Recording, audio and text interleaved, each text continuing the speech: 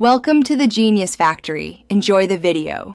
You start by preparing the phone and enabling the chip. This is immediate. Open Settings, go to Connected Devices, then Connection Preferences, and toggle NFC on. Make sure any case or metal ring won't block the back center of the phone. Next, set your default action. If you use Google Pay, select it as default. If you need file transfer, choose Android Beam Alternatives or Nearby Share.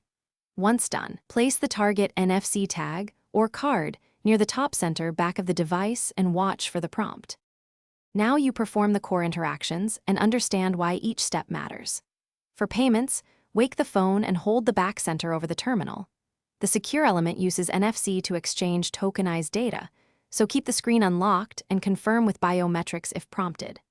For files, open Nearby Share, choose the file, then tap the devices together so NFC creates a fast pairing handshake before the transfer proceeds over Bluetooth or Wi-Fi. Make sure to accept incoming prompts and check transfer progress in notifications. To complete the workflow, confirm the action succeeded and inspect notifications for receipts or transfer confirmations. If something goes wrong, first toggle NFC off and on, then reboot the phone. Next, remove any magnetic or metal case that could interfere and try again.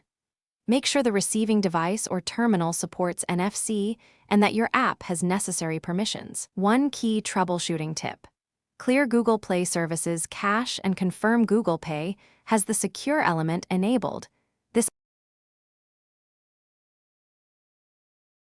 Thanks for watching. If you found this helpful, don't forget to like and subscribe.